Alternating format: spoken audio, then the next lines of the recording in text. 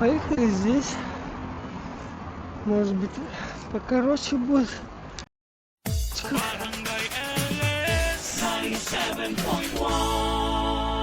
Forever. Mga kwento ng pag-ibig, kwento ng pag-asa, at mga kwento ng buhay dito sa Barangay Love Stories. Love Stories.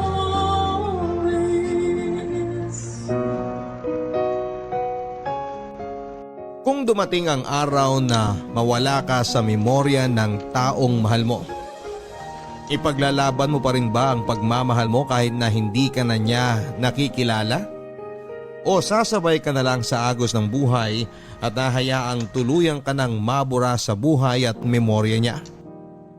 Anong gagawin mo para maalala ka ng taong pinakamamahal mo? Dear Papa Dudut, naniniwala ako na kapag naramdaman mo na ang tinatawag nilang totoong pagmamahal, kahit kailan ay hindi na yon mawawala sa puso mo. Pwedeng dumating ang araw na unti-unting humina ang pandinig natin. Lumabo ang ating paningin, mawala ang panlasa natin, pero ang pagmamahal na minsan nating naramdaman para sa isang espesyal na tao, kahit kailan ay hinding-hindi yun kukupas o mawawala. Kahit pa nga tuluyan na nating makalimutan ang lahat ng taong naging parte ng buhay natin. Papadudot, ako nga pala si Rod, 61 years old, taga Quezon Province, at isang dating magsasaka.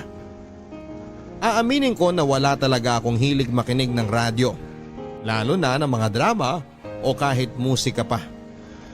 Laking bukid kasi talaga ako at sanay ako na nagbabanat ng buto bago pa sumikat ang araw hanggang sa lumubog ito. Wala akong ibang alam na gawin kundi ang magtanim ng palay at mga gulay noon. Pero dahil hilig ng asawa kong si Julia ang pakikinig sa radyo, lalo na ng programa mong Barangay Love Stories, kaya naman naisipan ko na ibahagi na rin ang kwento naming mag-asawa na sigurado akong kapupulutan ng maraming aral at inspirasyon ng ating mga kabarangay na nakikinig ngayon. Papadudot, bata pa lamang ay ulila na ako sa mga magulang. Tanging ang tiyahin ko na lamang na kapatid ng nanay ko ang kumupkop at nagpalaki sa akin. Pero hindi rin magaan ang buhay nilang pamilya dahil meron silang 11 anak ng asawa niya. Kaya naman nang makatapos ako ng grade 6 ay hindi na rin ako nagpumilit pa na tumuloy ng pag-aaral sa high school. Naghanap na lamang ako ng mapagkakakitaan para makatulong sa tiyahin ko. Nagsimula ako sa pagiging tagabantay at tagapaligo ng mga kalabaw sa lugar namin. Naging kargador din ako ng mga sako ng palay at gulay hanggang sa pasukan ko na ang pagsasaka noong nasa tamang edad na ako at kaya na rin ang pangangatawan ko. Papadudot, hindi madali ang buhay at trabaho naming mga magsasaka. Sa trabahong ito ko talaga nakasanayan na umalis ng bahay nang wala pang araw at umuwi ng palalim na ang gabi. Noong una ay halos sukuan ko na ang sakit ng katawan na nararamdaman ko sa araw-araw. Pero ang naiisip ko noon ay ano pa ba ang ibang trabaho na makukuha ko, grade 6 nga lang ang natapos ko. Kaya naman minahal at tinanggap ko na ng totoo ang trabaho ko bilang magsasaka. Ang hindi ko alam, eto rin palang trabaho ko ang magiging dahilan para matagpuan ko ang babaeng mamahalin ko sa panghabang buhay.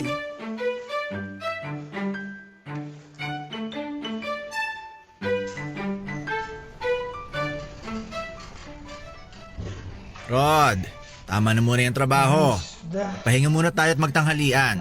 Naku, mauna na po kayo, Manong Leo.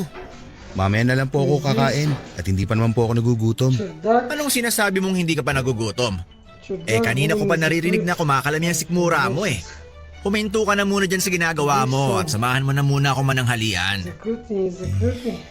Ang totoo po kasi, Manong, wala po akong baon ng pagkain para sa pananghalian.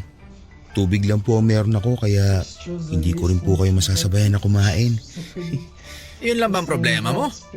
Nako, sumama ka na sa akin dahil sinabihan kong anak ko na dagdagan ang dadalhin sa akin na pananghalian.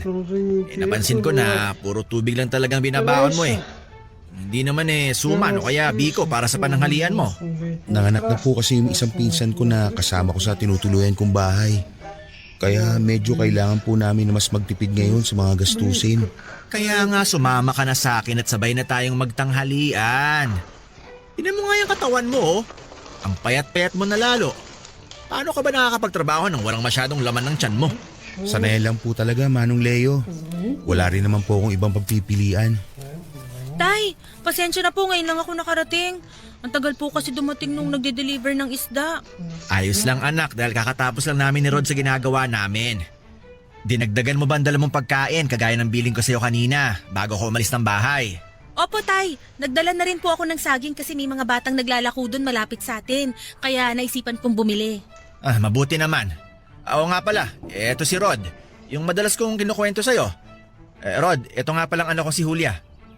Kumusta, Julia? Kinagagala kitang makilala. Ganun din ako. Ikaw pala yung kinukwento ni tatay na masipag niyang katrabaho. Naku, hindi naman masyado. Mas masipag pa rin ang tatay mo kumpara sa akin. Ay, akin na pala yung bayong nadala mo. Ako na magdadala. Oh, akala ko ba ayaw mong sumabay sa amin naman ng halian? Medyo nakakaramdam na po pala kasi ako ng gutom, Manong. Nakakahiya naman po kung lalambot-lambot ako mamaya pagbalik natin sa trabaho kaya sasabayan ko na po kayong kumain. O siya, sige. Pero dito ka sa may tabi at ako ang sabayan mo maglakad. Huwag yung anak ko ha. Bata pa yan at wala pa akong balak na pag-asawahin yan. Si tatay talaga oh. Hindi na po ako bata. Nasa tamang edad na po ako. Kahit nasa tamang edad ka na, kung hindi ka naman liligawan ng tama ng lalaking napupusuan mo, hindi pa rin kita papayagan mag-asawa. Kaya ikaw, Rod, kung pumapasok na kaagad sa isip mo na ligawan ng anak ko, ihanda mo ng mga buto-buto mo dahil hindi ko basta-basta pinaliligawan ng anak ko. Opo, Manong.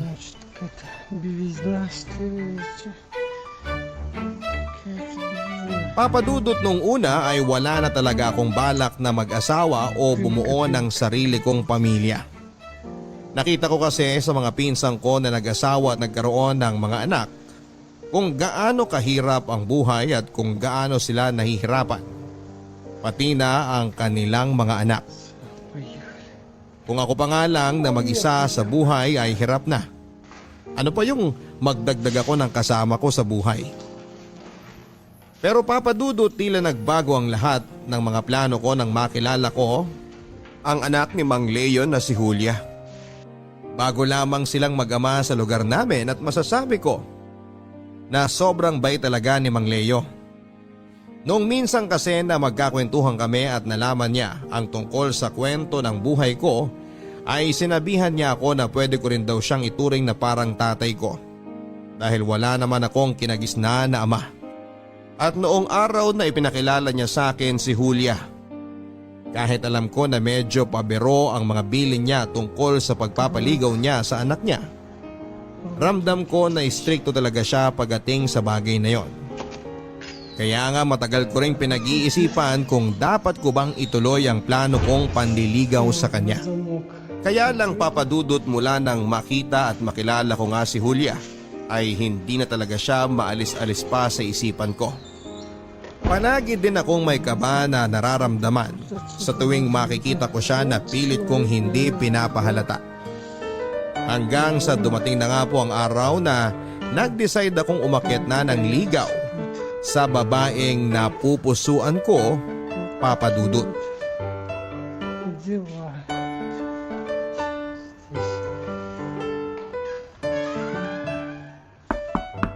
Sandali lang!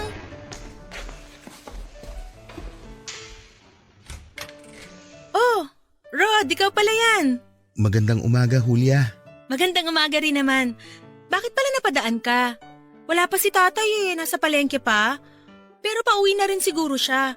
May bibilin ka ba? Ang totoo, hindi kasi siya yung dahilan kung bakit ako nandito. Ha? Ano palang pakay mo at napadalaw ka? Hindi Kung hindi, sino ang pakay ko? Julia, ikaw talaga ang dahilan kung bakit ako nandito ngayon. Ako? Oo, pero kung abala ka ngayong araw na to, pwede naman akong bumalik na lang sa ibang... Hindi, ayos lang. Halika, pasok ka muna. Sige, salamat. Eto nga pala, may dala akong bulaklak para sa'yo. Araw kasi ng mga puso ngayon kaya naisipan kong bigyan ka nito. Salamat. Ang ganda naman itong mga waling-waling na dala mo. Pasensya ka na kung yan lang ang bulaklak na nadala ko ha. Yan kasi ang pinaka namulaklak sa bakuran namin ngayong araw.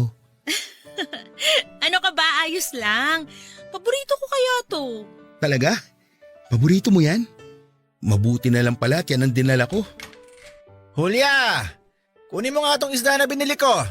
At ito na iluto mo para sa... Oh, Rod, anong ginagawa mo dito sa bahay namin? Magandang umaga po, Manong Leo.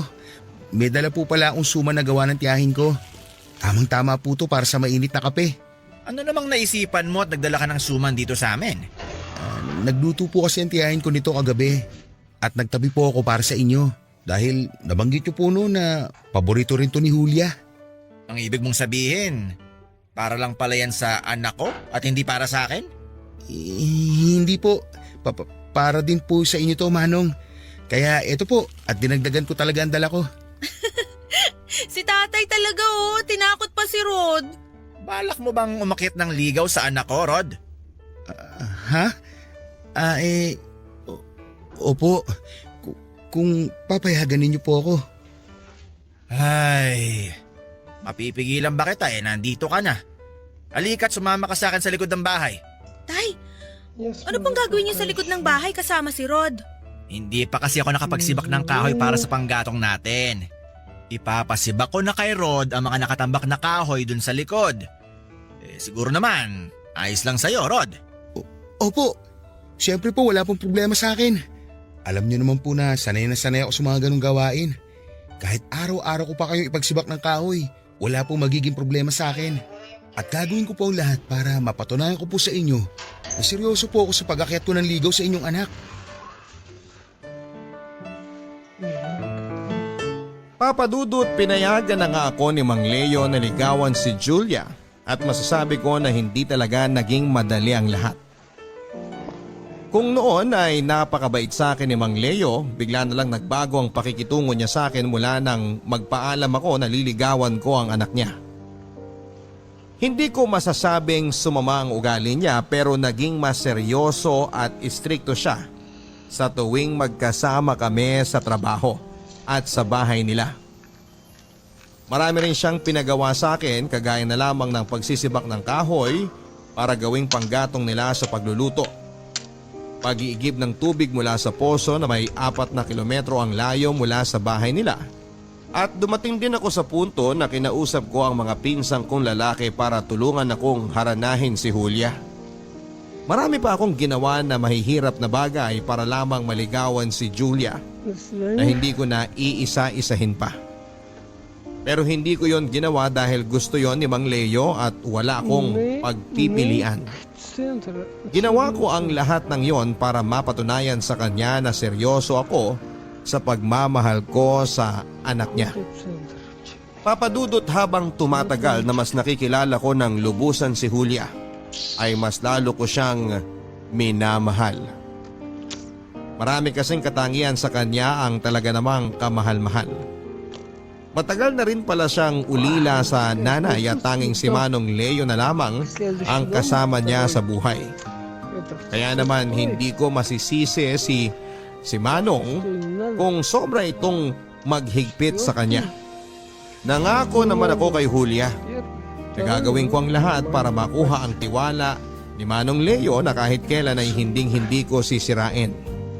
Papadudot, habang tumatagal ay mas lalong nagiging mahigpit sa amin ni Julia si Manong Leo. Sinabihan niya pa ako na ayaw niya raw na magpapaabot ako ng gabi sa bahay nila. At wala pang 1 oras kung payagan niya akong dumalaw sa kanila. Halos pinagawa din niya sa akin ang lahat ng mabibigat na gawain sa kanilang bahay. Pero hindi ako sumuko at mas lalo akong naging porsigido sa panliligaw ko sa anak niya. At pagkatapos nga ng 2 taon na panliligaw ko kay Julia, ay hindi na sayang ang lahat ng paghihirap ko. Dahil ibinigay na rin niya sa akin ang pinakaaasam kong oo para sa lahat ng pagsubok na pinagdaanan ko. Papadudot, tumagal ng 3 taon ng relasyon namin ni Julia bilang magkasintahan bago kami nag-decide na magpakasal. Hindi naman na yon tinutulan pa ni Manong Leo dahil pareho na kaming nasa tamang edad ng anak niya. At sa araw ng kasal namin ay binigyan kami ni Manong Leo ng sariling bahay at lupa na pwedeng sakahan bilang regalo niya sa aming dalawa. Papadudot, naging napakasaya ng unang mga taon ng pagsasama namin ni Julia. Doon ko rin siya mas nakilala at mas lalong minahal. Doon ko rin po na-realize na hindi talaga nagkamali ang puso ko sa pagpili ng babaeng mamahalin nito. Sobrang maasikaso, malambing at mapagmahal na asawa kasi ni Julia. Palagi niya pa rin kaming dinadalhan ni Manong Leo ng pananghalian kahit pa ipinagbubuntis na niya ang unang anak namin. Hanggang sa makapanganak na nga siya at nasundan pa ng 3 ang mga anak namin. Papadudot, habang lumalaki ang mga anak namin ay mas lumalaki rin ang mga gastusin sa bahay. Nagsimula na kaming magipit at dahil ako ang padre di pamilya sa bahay ay ayokong masanay kami na palaging humihingi ng tulong sa tatay niya. Kaya naman ginawa ko ang lahat para makapag-abot ng sapat na pera kay Julia para sa bahay. At kung hindi man sapat ang perang inabot ko, si Julia naman ang gumagawa ng paraan para mapagkasya yon. At kahit gaano pa kami nagigipit na mag-asawa, kahit kailan ay hindi niya ako inaway o sinumbatan sa perang inabot ko sa kanya na para sa pamilya namin. Wala akong naririnig na reklamo sa kanya at pilit niyang pinagkakasya ang lahat para sa amin. Kahit malaki o maliit man ang inaabot ko sa kanyang pera, palagi lang siyang malambing sa akin, maasikaso at maalaga, Papadudot. Sinisigurado niya na pagdating sa bahay ay wala na akong ibang gagawin kung hindi ang magpahinga na lamang. Ganon siya kabait, Papadudot. Ganon kabuti ang asawa ko.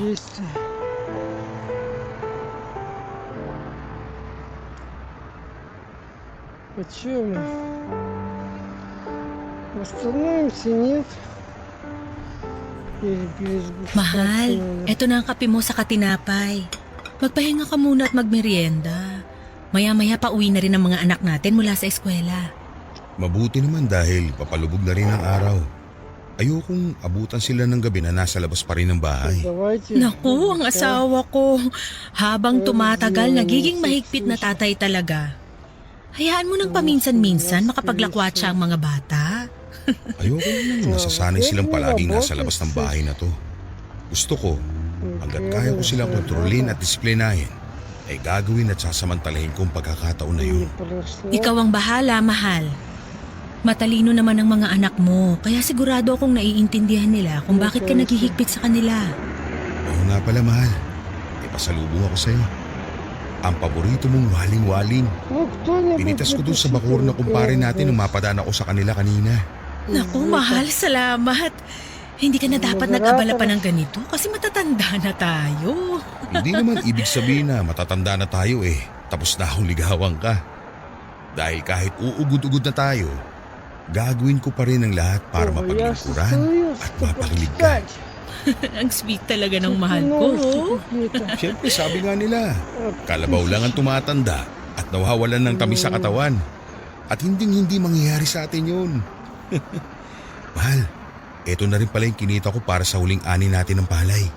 Ayan, tamang-tama dahil kailangan na rin nating bayaran ang matrikula sa eskwelahan nila Wendy para makapag-exam siya. Oo nga pala. Pinaalala mo nga pala sa akin na kailangan mo na mas malaking budget para sa buwan na to. Huwag mo nang isipin yun. Ayos na tong binigay mo sa akin dahil alam ko naman na ginawa mo ang lahat para makapagtrabaho ng maayos. Ako na lang ang gagawa ng paraan para sa kailangan pang bayaran dito sa bahay. Pasensya ka na, mahal ha. Ang baba kasi talaga ng kuha nila sa mga palay natin. Halos nababawi lang natin ang nilabas nating pera na para sa puhunan. Madalas nga abonado pa tayo dahil sa nangyayari na to. Mahal, huwag ka nang panghinaan ng loob dahil naiintindihan ko naman ang sitwasyon natin ngayon. Kaya ko namang diskartihan ng ibang gastusin dito sa bahay at doblehin ang pagtitipid natin sa ulam. Isa pa, dumaan dito si tatay kanina at nag-iwan ng mga gulay at prutas. Sa mga pagkain pa lang na yun, malaki na ang matitipid natin. Kaya huwag mo nang masyadong alalahanin pa ang tungkol sa pera. Salamat talaga, mahal, ha.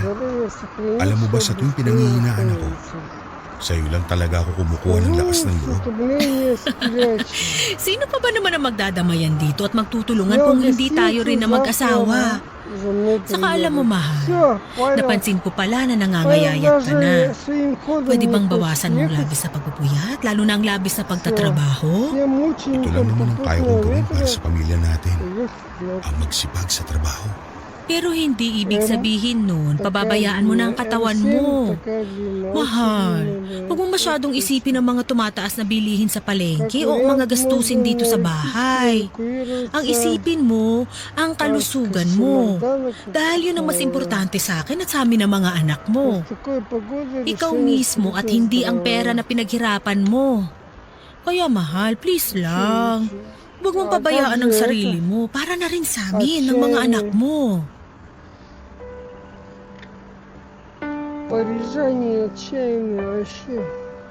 Papadudot, isa sa mga bagay na minahal ko kay Julia ay ang pagiging sobrang maalalahanin at maalaga niya. Palagi niya akong inuuna at ang mga anak namin kaysa sa sarili niya. Palagi niyang pinaparamdam na kami ang buhay niya. Kaya dapat ay mas palagahan namin ang aming mga sarili kaysa sa kinikita kong pera sa trabaho. Papadudot, sabi nga nila ay walang hindi kakayanin ng mag-asawa. Basta nagtutulungan at sabay silang dalawa na nagsusumikap. Dahil pagkalipas ng halos 30 taon na pagsasama namin ni Julia bilang mag-asawa, ay unti-unti nang gumaan ang buhay namin sa wakas. Napagtapos na kasi namin sa kolehiyo ang 2 anak namin at tumutulong na sila sa amin ni Julia sa mga gastusin sa bahay. Nang mga panahon na yon ay wala na nga akong mahihiling pa para sa pamilya namin, Papadudot. Dahil kahit paano ay nakikita ko na unti-unti na naming nalalampasan ang bawat pagsubok na ibinabato sa amin. Kaya nga hindi ko talaga makakalimutan ang magpasalamat sa Diyos para sa mga biyayang ibinibigay sa amin, lalo na sa akin. Meron akong 4 na matatalino at masunuring mga anak. Meron pa akong mapagmahal at maalaga na asawa. Papadudot, akala ko ay pwedeng pangmatagalan ang kasiyahan na nararanasan namin at ng pamilya ko. At akala ko rin ay tapos na ang mga pagsubok na ibinigay sa amin upang kami ay mas lalong patatagin. Ang hindi ko alam ay magsisimula pa lang pala ang mas mabibigat na mga pagsubok.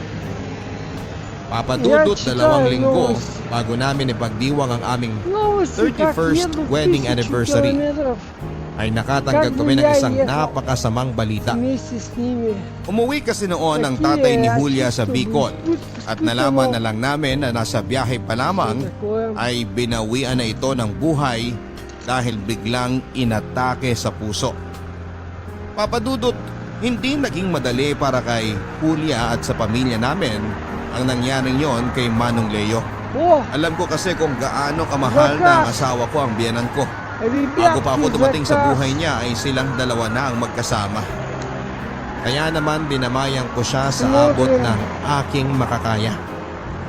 Pinaramdam ko at ng aming mga anak sa kanya na marami pa kaming nagmamahal sa kanya. Hanggang sa inabot nga ng 1 taon bago unti-unting natanggap ni Julia ang pagkawala ng tatay niya. Mahal, mabuti naman at gising ka na. Nakapaghain na ako ng almusal kasi maagang pumasok ang mga anak natin sa eskwela. Pati sina Wendy, pumasok na rin sa trabaho. А потом опять Ang вверх. aga niyo namang nagising ng mga anak natin. Samantalang ako, ngayon pala magsisimula ang araw ko. Ganun talaga, mahal. Para maaga rin ang pasok ng mga biyaya dito sa bahay natin. Так, а что такое Makita pa lang стоит? kita sa umaga at makasabay sa almusal eh. Кого ждем? Wala na akong biyaya pang hihintay na dumating sa buhay ko. Ang aga-aga, nang bobola ka na kagad dyan. Inumin mo na nga tong kape mo bago pa lumamig. Машинка это. May pandesal na rin dito na pinalamanan ko ng keso. Binili ko to kanina lang dyan sa bakery sa labas. Sige mahal, salamat. Писалось. Medyo nagugutom na rin talaga ako. Mahal, bakit ganito ang lasa ng kape mo? Bakit? Masyado bang naparami ang lagay ko ng asukal? Hindi mahal eh. Pero may mali sa lasa nito. Teka, asin bang nilagay mo dito sa halip na asukal? Ha? Hindi. Siyempre asukal lang nilagay ko dyan. Para kasing asin eh. Мы тут не Saka bakit проехали. itim ang palaman nitong pandesal? Akala ko ba keso to? Eh kaya naman pala itim ito eh. Kasi kape itong nakapalaman sa pandesal. Paano naging kape yan? Eh, keso ang nilagay ko dyan. Sigurado ako. Ito pa nga ang keso na hiniwa ko. Teka. Bakit nga ba walang bawas tong keso na to? Eh, ito rin yung pinalaman ko sa pandesal na baon ng mga anak natin. Rod, maniwala ka. Keso talagang pinalaman ko sa pandesal na yan. Keso! At hindi kape! Ждали вы Mahal. автобус, Mahal, требовал ano na? оказаться. Naniniwala ako sa mga sinasabi mo. Huwag ka nang umiyak. Hindi ko kasi maintindihan kung bakit naging kape ang mga nasa tinapay na yan. At kung bakit ganyan ang lasa ng kape mo. Baka nagkamali ka lang ng tingin kanina. Yan Электробус. na. Pwede ko naman kainin tong tinapay kahit kape ang palaman eh. Mahal naman eh. Huwag kang nga magbiro ng ganyan. Hindi ako nagbibiro. Ayos lang talaga sa akin. Mas okay sa akin na kainin ng mga ito kaysa masayang pa. Троллейбус Kaya huwag ka nang уезжал. umiyak at mag-alala sa almusal na nakahain dito sa Еще lamesa. долго будет Dahil искореняться, потому uubusin что ko lahat ng ito. не есть еще Pero mahal, состав. napapansin ko lang na napapadalas ang pagiging makakalimutin mo dito sa bahay. Nung isang beses, nakalimutan mo na patayin ang apoy sa kalan. Tapos nagsaing ka. Bigas lang ang laman ng kaldero. At nung isang araw, nagluto ka ng adobong manok na puro suka lang ang sabaw. Mahal, sa tingin ko kailangan natin na... Ayos lang ako, mahal. Ayokong dumagdag sa mga gastusin dito sa bahay. Pero baka kasi may mga gamot ka lang na kailangang inumin para hindi ka maging makakalimutin. Kaya siguro mas mabuti kung kukonsulta na tayo sa doktor. Mahal, hindi pa natin tapos bayaran ang mga naiwan na utang ni tatay bago siya namatay. Kaya ayoko munang magdagdag ng panibagong Что gastusin. такое? Isa pa, ayoko ring maging pabigat sa mga anak natin. Это. Или проехать. Pasensya na talaga kung nagkakaganito ako nitong mga nakaraang araw. Pipilitin ko na lang na ayusin ang bawat kilos ko dito sa bahay. Mahal, huwag mong isipin na pabigat ka. Wala kang kasalanan dahil hindi mo ginusto kung may mga bagay ka nakakalimutang gawin. Сейчас Basta kung may поедем kakaiba kang здесь. nararamdaman o Наверное. nahihirapan kang kumilos, magsabi ka lang kagad sa akin. Следующий гадать. Поехали. Oo, mahal. Pasensya na talaga.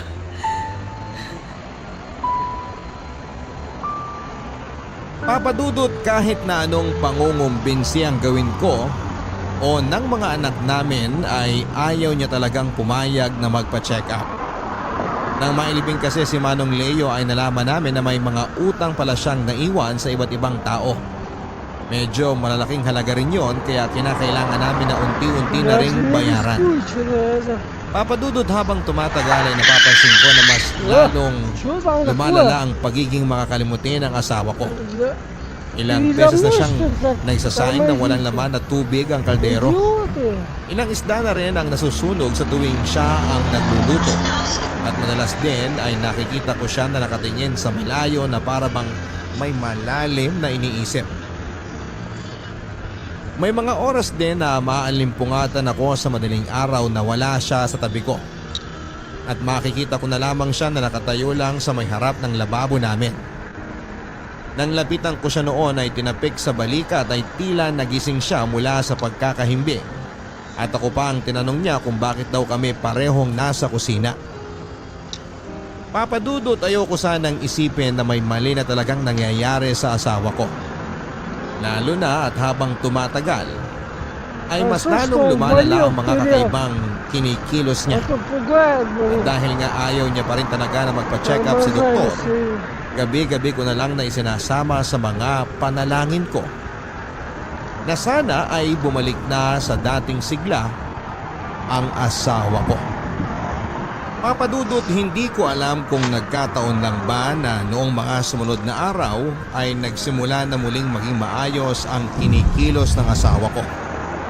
Paminsan-minsan ay may nakakalimutan pa rin siyang gawin pero hindi na umaabot sa punto na nagsasaing siya ng bigas lang ang laman ng kaldero. Kahit paano tuloy ay nababawasan na ang mga pag-aalalang nararamdaman ko para sa asawa ko. Kaya hindi ko na rin siya muli pang pinilit na magpatingin sa doktor, Papadudot. Ой, а чё мы тут? Patid kong meron talagang dinaramdam ang asawa ko pero pilit niyang kinakaya ang lahat at sinasarili niya. Понятно. Kilala ko din kasi siya bilang isang matapang at independent na babae. Yung tipo na ayaw niyang maging pabigat sa ibang tao kahit pa nga sa amin na pamilya niya. Kaya mas gusto niya na siya ang nagdadala sa amin at nag-aalaga at nag-aasikaso. Pero Papadudot, nangako kaming dalawa sa harap ng altar na magsasama kami sa hirap at sa ginhawa. Kaya sa pagkakataong ito, ako naman ang handa na mag-asikaso at mag-alaga sa kanya kung kinakailangan. Кавказцев. И кто там сидел? Wendy anak, saan ka pupunta? Akala ko ba wala kang pasok sa trabaho ngayon? Wala nga po, Tay. Pero aalis lang po ako sandali para bumili ng shampoo at sabon natin. Isasama ko na rin po ang toothpaste dahil paubos na rin po yung natitira. Ganun ba? Huwag ka na lang masyado magpapagabi sa labas ha. Alam mo naman ang panahon ngayon. Wala nang pwedeng pagkatiwalaan na ibang tao. Opo, Они Tay. уехали. Sandali lang din naman po ako. Ура. May gusto rin po ba kayong ipabili sa akin? Wala naman anak. Ang nanay mo nga pala. Tapos na ba maglaba? Tapos na po yata. Nakita ko po siya nakatayo sa may harap ng lababo bago ako lumabas ng bahay. O siya sige. Sa kanya na lang ako magpapatulong magbuhat ang mga pinamili ko na to. Umalis ka na at nang hindi ka masyadong gabihin sa lakad mo. Интересно. Mag-iingat ka ha. Sige po, Tay. Salamat ho. Не ездили. Еще на болото.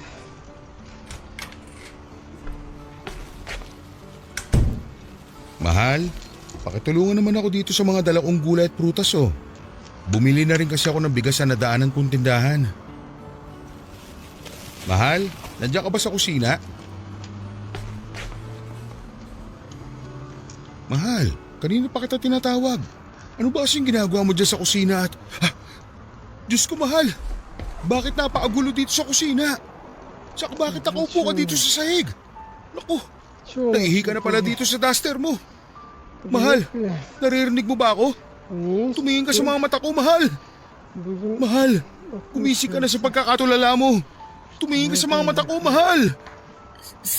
Sino ka? Mahal, sa wakas nagising ka na. Akala ko kung ano nang... Huwag mo ako hawakan! Sino ka ba talaga? Umalis ka sa harap ko, kung hindi, sisigaw talaga ako! Julia, ano ba nangyayari sa'yo? Ako to, si Rod, ang asawa mo. Rod! Wala akong kilalang Rod! Umalis ka dyan! Dahil hindi kita kilala! Julia, ano ba talaga nangyayari sa'yo? Sino ka ba talaga? Bitiwan mo nga ako! Huwag mo akong yakapin! Bakit ba hindi mo ako makilala? Ako nga to ang asawa mo. Bitiwan mo ako! Huwag mo akong yakapin! Bitiwan mo ako! Еще близко. Papadudot, halos umiyak na ako sa harapan ng asawa ko bago niya ako nakilala. Nang makita niya ang kanyang sarili na nakaupo sa sahig na basa ng ihi niya, ay naiyak na rin siyang yumakap sa akin habang paulit-ulit na humihingi ng pasensya. Wala raw siyang maalala sa lahat ng nangyari at napakasakit lang daw ng kanyang ulo. Pinatahan ko naman siya at pilit na pinakalma dahil iniisip ko noon na baka lalong mapasama sa kanya ang ginagawa niyang pag-iyak. Papadudot, ng araw na yon ay tuluyan ko nang nakumbinsi ang asawa ko na magpatingin sa doktor. At noon nga din ay nalaman namin na meron siyang early onset Alzheimer's disease. Isang uri ng sakit ng pagkalimot na pwede raw niyang namana mula sa mga magulang niya. Isa rin daw na pwedeng naging dahilan ng maagang paglabas ng mga sintomas ng sakit na yon ay ang labis na stress at kalungkutan niya mula sa pagkawala ng kanyang tatay. Papadudod sa pagkakataon na ito ay hindi po talaga naging madali sa aming pamilya. Lalo na sa aming mag-asawa ang sitwasyon namin dahil sa sakit ng asawa ko. Hindi na kasi siya pwedeng maiwan ng matagal sa bahay nang walang ibang kasama. Hindi rin siya pwedeng lumabas o kahit na pumunta sa palengke na siya lang mag-isa, at ang pinakamahirap na parte sa lahat ay yung mga oras na hindi niya talaga kami nakikilala.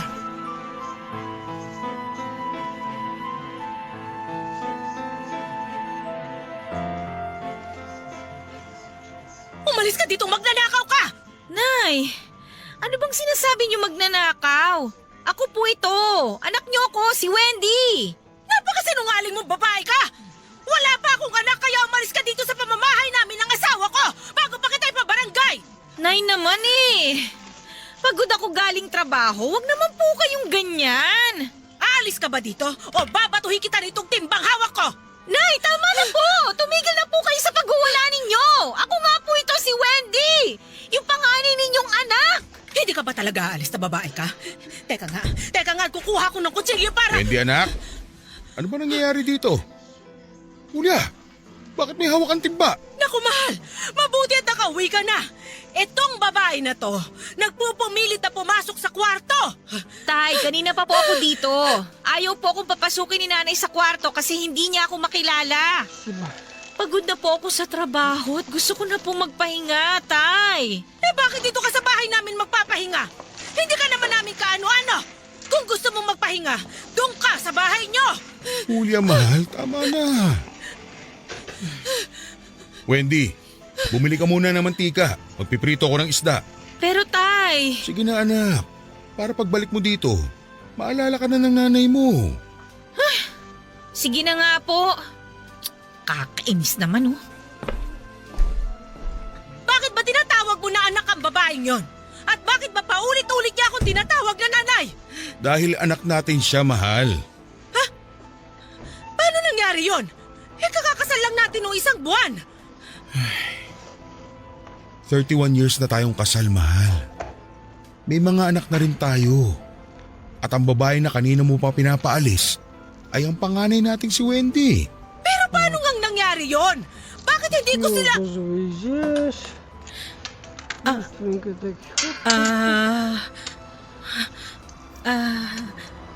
Sorry mahal. Hindi ko sinasadyang makalimutan ng mga anak natin. Nasaan ba si Wendy? Hihingi ako ng tawad sa kanya. Inutusan ko muna sandali sa labas. Babalik din siya kaagad. Sorry talaga, mahal. Tahan na, mahal. Hindi mo kailangan mag-sorry sa akin o sa amin ng mga anak mo. Ang mahalaga ngayon, naaalala mo na ulit kami. Halika, aalalayan kita makaupo para makainom ka na ng gamot mo. Mahal, salamat ha. Salamat sa lahat ng pag-unawa mo sa akin. At sa sakit ko na to. Mahal kita eh. Kaya gagawin ko ang lahat para maintindihan ang sitwasyon mo. Hindi nga ba't may pangako tayo sa harap ng Diyos na magsasama tayo sa hirap at ginawa. At tutuparin ko ang pangako na yun habang nabubuhay ako, Julia.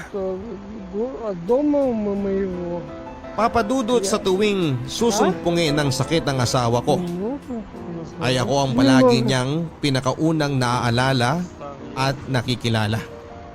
Ako lang din ang nakakapagpakalma sa kanya sa tuwing nagwawala siya at madalas ay nauuwi yon sa mahigpit na yakap at iyakan. Papadudot, aaminin ko na nahihirapan po talaga ako sa nangyayari sa asawa ko. Mabuti sana kung ako lang ang naapektuhan. Pero pati na rin ang mga anak ko. Ang dalawang bunso kasi namin ay nasa kolehiyo na at malaki na rin ang gastusin para sa kanilang pag-aaral. Mabuti na lang talaga at malawak ang pangunawa ng dalawa kong naunang anak Да не знаю. na nagtatrabaho na dahil sila ang gumagastos para sa pangmatrikula ng kanilang mga kapatid. Kaya lang dahil pagod sila sa trabaho ay nagiging mainitin ang ulo nila pagdating sa nanay nila.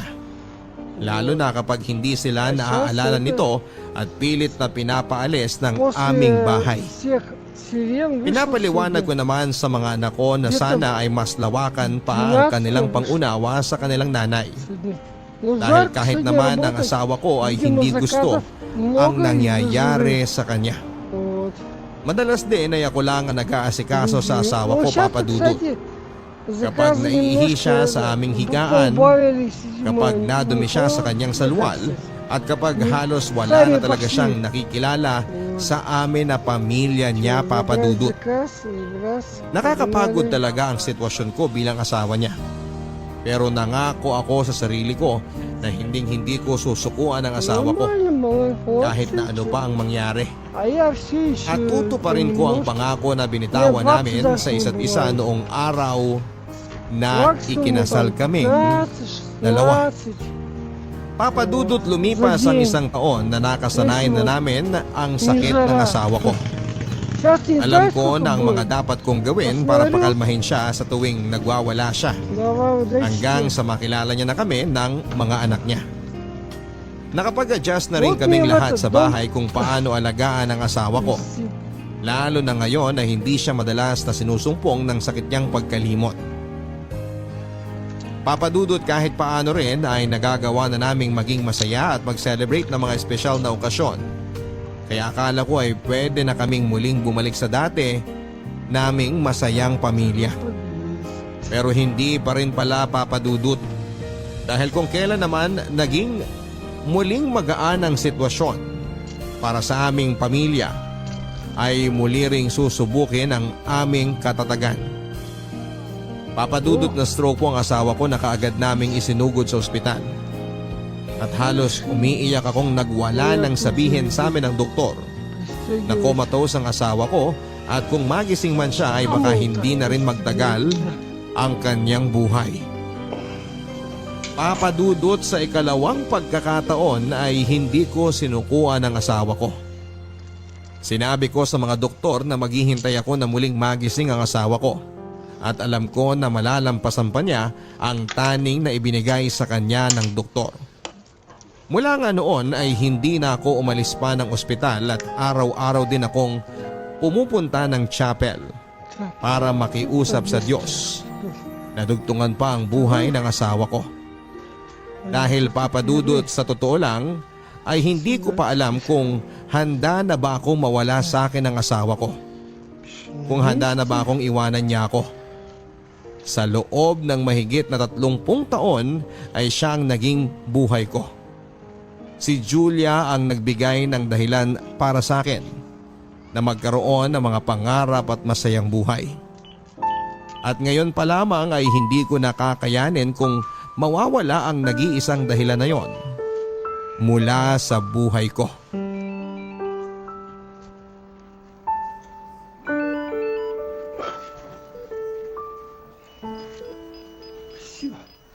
Tay, dinalhan ko po kayo ng pagkain tsaka damit na pamalit sa suot ninyo ngayon.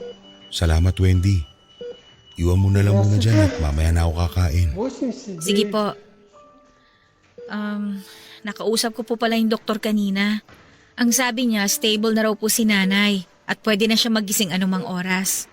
Sinabi niya rin yan sa akin kagabi, anak. Kaya nga, kahit papano ay gumagaan na ang loob ko ngayon. Pero tay, alam niyo na rin po siguro na sa oras na magising si nanay, pwede pong… Anak, magtatagal pa ang buhay ng nanay mo. At naniniwala ako na matagal pa rin natin siya makakasama. Ay, sige na. Iwan mo na lang muna kami dito ng nanay mo. Sige po tay, bibili lang po ako ng kape sa kantin.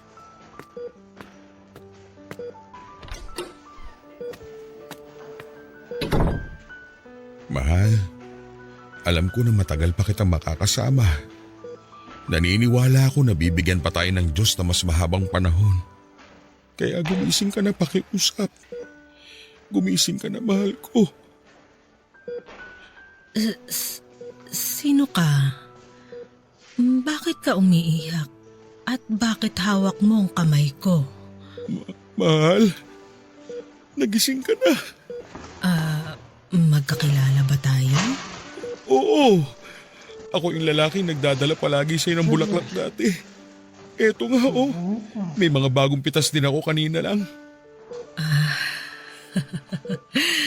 Mga waling-waling. Ito yung bulaklak na naging paborito ko mula nang dalin sa akin ng isang manliligaw ko nung araw ng mga puso. Naging paborito mo lang to nung araw ng mga puso? Oo. Naging paborito ko lang ang waling-waling nang dalin yan sa akin ng isang manliligaw ko noon. Ay, naaalala ko tuloy siya. Yung lalaking kauna-unahang minahal ko at pinangakuan ng panghabang buhay na pagsasama. Yung lalaking hindi nawala sa tabi ko kahit naging sobrang pabigat na ako sa buhay niya. Yung lalaking hindi napagod na mahalin ako. At kahit kailan, hinding-hindi mapapagod na mahalin ka. Julia, ako to. Si Rod. Yung lalaking mahal mo at mahal na mahal ka. Rod? Из-за Тоника. Oo nga. Ikaw nga si Rod na asawa ko. Mahal. Sorry kung hindi kita nakilala agad. Sorry kung hindi kita naalala. Mahal, tama na. Huwag ka nang umiyak at mag-sorry. Wala kang kahit na anong kasalanan. Ang mahalaga ngayon ay gising ka na at naaalala mo na ako. Mahal. Salamat talaga, ha? Salamat sa lahat ng pag-aalaga at pagmamahal mo sa akin. Salamat sa lahat ng ginawa mo para sa akin. Wala kang dapat ay pagpasalamat. Ginagawa ko ang lahat ng ito dahil mahal kita. Кто просит Mahal. заказа? Советская. Kung sakali man na muling mawala ang alaala ko Советская. at sa mga oras na hindi na kita Я знаю, nakikilala, это короткий путь. на tandaan mo sana na mawala man ang lahat ng tao sa memorya ko. Hinding-hindi naman mawawala ang pagmamahal na nararamdaman ko para sa iyo. Советскую знаем. Ang pagmamahal ko para sa iyo. Ang palagi kong susi Увидите. para maalala ko kayong lahat. Увидите. Lalong-lalo ka na, mahal. At ito rin ang tandaan mo, mahal. Kahit kailan, hindi ako mapapagod na iparamdam sa iyo kung gaano ko kaswerte dahil ikaw ang asawa ko. Palagi kong ipaparamdam sa iyo kung gaano kita kamahal mula nung unang araw na nagkakilala tayo hanggang sa habang buhay na magkakasama tayong dalawa. Mahal na mahal kita, Julia. Mahal na mahal.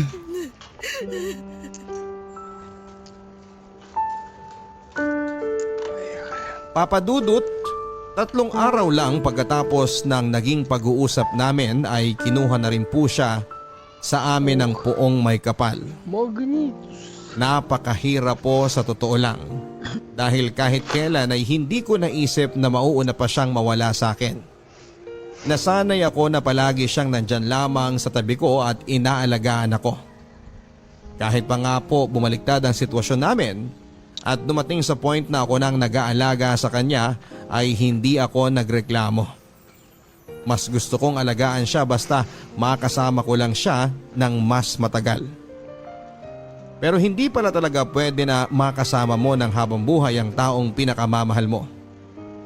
Dahil kahit gaano pa katibay ang pagmamahalan ninyo para sa isa't isa ay tadhana na mismo ang gagawa ng dahilan upang magkahiwalay kayo sa paraan na alam niya. Naisip ko tuloy noon kung bakit pa ba tayo nakakaramdam ng pagmamahal. Kung sandali lang naman tayong magiging masaya at mas matagal pa ang paghihirap na mararanasan natin kapag kinuha na sa atin ang mahal natin. Papadudot mula nang mailibing ang asawa ko ay hindi na ako naging palakibo sa mga anak ko. At aaminin ko na napakalaki din ang nagbago sa aming bahay. Nawala na ang sigla at masasayang tawanan na palaging naririnig sa tuwing sabay-sabay kaming kumakain sa hapagkainan. Nawala na ang pagmamahala na dati ay umiikot sa 4 na sulok ng bahay. At lahat ng yon ay nangyari dahil nawala na ang ilaw na nagbibigay liwanag sa aming tahanan. Papadudot, hindi naman talaga ako paladasal na tao noon. Pero mula nang magkasakit ang asawa ko at maospital, hanggang sa kunin na nga siya sa amin, ay paulit-ulit akong nananalangin at humihiling na sana ay hindi na rin magtagal ang buhay ko upang magkasama na kaming dalawa ng asawa ko.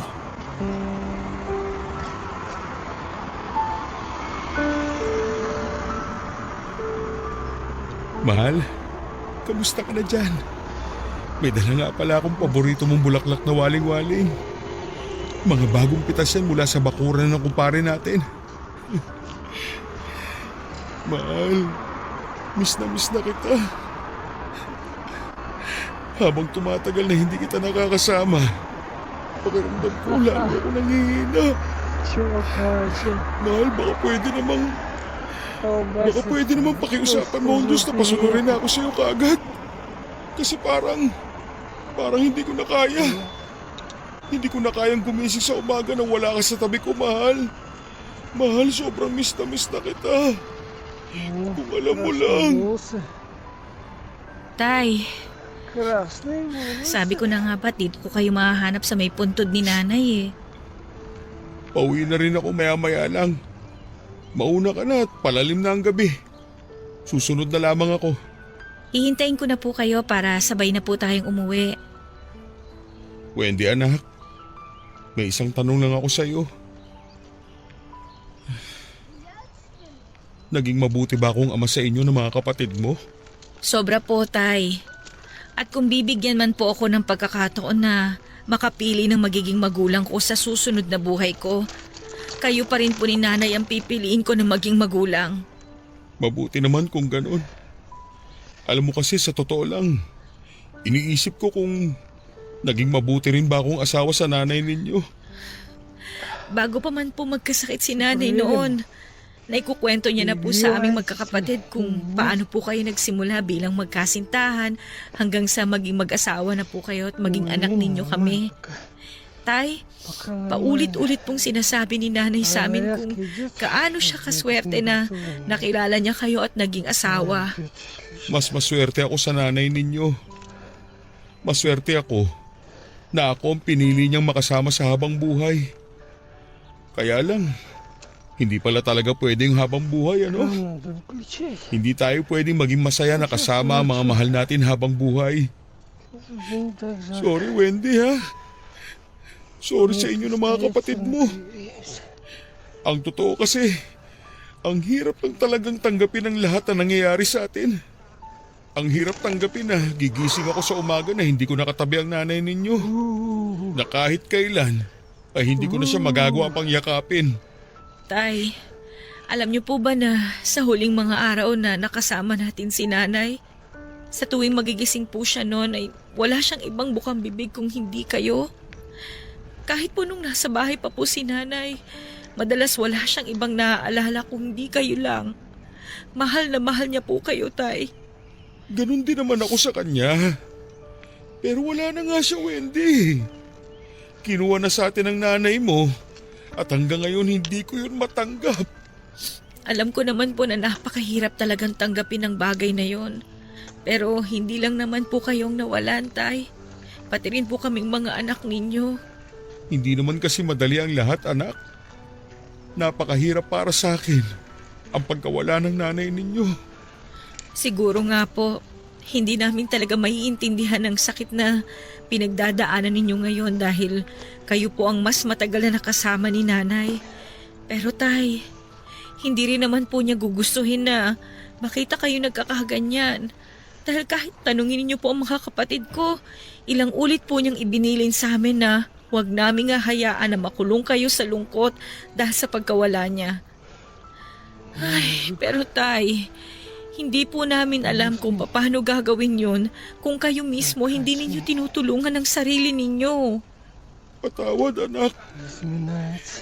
hindi ko lang kasi alam kung paano talaga mag-uumpisa ulit. Mahal na mahal ko kasi ang nanay ninyo. Siya ang naging buhay ko sa napakaraming taon na lumipas. Hayaan niyo po na sana matulungan namin kayo sa pag-move on niyo, tay. Sabay-sabay natin na pag-aralan tsaka tanggapin na kahit kailan hindi na talaga babalik si nanay sa atin. Pero hindi naman po ibig sabihin na natanggap na natin na wala na siya. Kalilimutan na po natin siya. Oo, Wendy. Tama ka. Tama Susubukan ko na talagang tanggapin ang lahat. Pero hindi ko kakalimutan ang nanay ninyo. Kagaya nga ng sabi niya sa atin, mawala man siya sa bahay at buhay natin, kahit kailan naman ay hindi mawawala ang pagmamahal niya para sa atin. Рядышком с дом приезжали. Papa Dudut, alam kong tama naman ang lahat ng sinabi ng anak kong si Wendy. Kung nakikita lamang ako ng nanay niya na nakakulong sa matinding kalungkutan dahil sa pagkawala niya, ay hindi siya matutuwa. At pwede niya ring ikalungkot ang nangyari sa amin kung nasaan man siya ngayon. Papa Dudut, bago tuluyang maalam sa amin noon ang misis ko, ay sinabihan niya ako na magbitaw raw ako ng isang pangako sa kanya. Pangako na kakayanin ko ang lahat ng hirap at sakit sa oras na mawala na siya. Papa Dudut, nagbitaw ako ng pangako ng araw na yon para lamang mapanatag ang loob ng asawa ko. Kahit ang totoo ay hindi ko alam kung paano ko tutuparin ang pangako na yon. Hindi ko alam kung paano tatanggapin na kahit kailan ay hindi ko na makakasama pa ang pinakamamahal kong asawa. Papa Dudut, kahit gaano kabigat para sa akin ang lahat, ay nag-decide na akong tulungan ang sarili ko. Nakalimutan ang sakit dahil sa pagkawala niya. Ayoko rin kasi na maramdaman ng mga anak namin na dalawa kami ng asawa ko na nawala sa kanila. Kaya kinabukasan nga ay sinimulan ko nang mag-move on sa pamamagitan ng paglilinis ng kwarto naming mag-asawa. At habang inaayos ko ang mga gamit niya ay nakakita ako ng isang sulat na alam kong siya ang may gawa. Binuksan ko ang sulat na yon at binasa. Nalaman ko na sinulat pala niya yon pagkatapos na naging unang check-up niya sa doktor niya. Ang sabi niya sa sulat ay humihingi siya ng tawad para sa mga araw na hindi niya maalala kung sino ako at ano ako sa buhay niya. Sinabi din niya na hindi siya nagkamali ng lalaking pinili na mahalin at makasama sa panghabang buhay.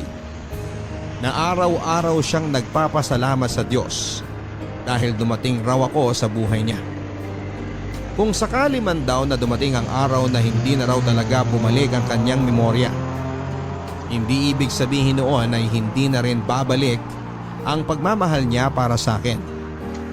Dahil sigurado raw siya na mawala man ang lahat ng kanyang memorya. Hinding-hindi naman mawawala ang pagmamahal niya para sa akin. At sa huling parte ng sulat na yon ay nangako siya na sa oras na mauna man siyang mawala sa akin at nagkaroon siya ng pagkakataon na makita niya ang Diyos sa langit. Hihiling daw siya na paulit-ulit na sana ay ako pa rin ang lalaking ibibigay sa kanya ng Diyos upang mahalin at pangakuan ng habang buhay. Papa Dudut, nang matapos kong basahin ang sulat ng asawa ko ay natagpuan ko na lamang ang sarili ko na umiiyak habang niyakap ang papel na hawak ko. Muli kong naramdaman ang bigat at sakit dahil sa pagkawala niya. Pero nangako ako ng araw na yon na gagawin ko ang lahat para kahit paano ay hindi na malungkot ang asawa ko sa tuwing makikita niya ako mula sa langit. Barangay LS 97.1. Forever. Mga kwento ng pag-ibig, kwento ng pag-asa at mga kwento ng buhay dito sa Barangay Love Stories. Love stories.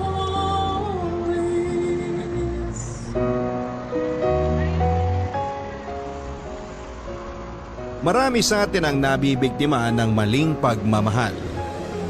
Marami rin sa atin ang patuloy na nagpapabiktima kahit na alam nilang hindi na dapat dahil akala nila doon lang sila pwedeng maging masaya. Ikaw, kapuso, na biktima ka na ba ng maling pagmamahal? Hindi na bago sa atin ang pagiging marupok pagdating sa pag-ibig. Marami sa atin ang ilang beses nang nakatisod ng maling pag-ibig pero patuloy pa rin ang pagbangon para muling habulin ang mali.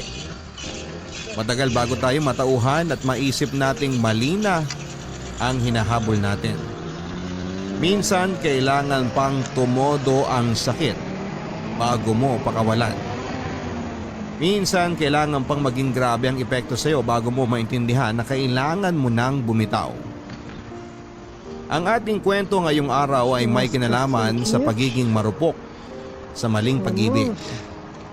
Alam kong minsan sa buhay ninyo naging marupok kayo at piniling magpakasaya kahit maling-mali na talaga. Ang kwentong pinadala sa atin ng bidang si Jessa ang magpapatunay na pagdating sa pag-ibig ay hindi gumagana ng tama ang utak natin. Alamin natin ang kanyang kwento dito lamang sa Barangay Love Stories. Dear Papa Dudut, magandang araw po sa inyong lahat. Ako nga pala si Jessa, ang pinaka-marupok at martir sa lahat. Nakailang beses akong umibig sa maling tao dahil kahit naman alam kong mali noon, nagustuhan ko naman ang pakiramdam. 11 years pa nga lang ako noong nagsimula akong makipagrelasyon. Kapitbahay ko lang ang unang naging boyfriend ko. Sa kanya ko unang natikman ang lasa ng halik at mahigpit na yakap. Hindi rin kami nagtagal dahil pinalaya sila sa inuupahan nila dahil nakaaway ng nanay nito ang landlady nila. Hindi na nga siya nagpaalam dahil madaling araw sila noong tumakas. Nalungkot ako ng sobra, Papa Dudut, dahil nawala agad ang first love ko. Nakapag-move on naman ako kaagad makalipas lang ng 3 taon. Yung mga sumunod kong karelasyon, karamihan ay kaklase ko lang sa school. Pinakamatagal na siguro yung 3 buwan. Nakilala nga ako bilang playgirl sa aming batch. Lagi akong laman ng chismis noon dahil masyado raw akong malandi. Ilang beses din akong napaaway dahil sa mga mapanghusgang tao. Hindi naman ako nagpapekto at nagpaligaw pa rin ako ng nagpaligaw. Kahit na aware ako dati na gusto lang akong paglaruan ng mga kinakarelasyon ko, ay nagpatuloy pa rin ako. Hindi kasi ako sanay na mag-isa noon, Papa Dudut. Ayoko sa pakiramdam dati na nababakante ako dahil malungkot yon para sa akin. Makalipas ang ilang taon, nagkaroon na rin ako sa wakas ng seryosong karelasyon. Itago na lang natin siya sa pangalang Raul. 40 anyos na si Raul pero hindi naman nahalata yun sa kanyang mukha dahil parang nasa 20 anyos lamang ito. Nakilala ko siya noong in-add niya ako sa Facebook. Nagandahan daw siya sa akin at kinilig ako doon. Kaka-break ko lang noon sa isang ex ko noong nakilala ko si Raul. Kaya naman natuwa ako dahil nakatulong siya sa pag-move on ko. Siya lang ang nakausap ko dati at nakakalandian, ganon din naman raw ako sa kanya.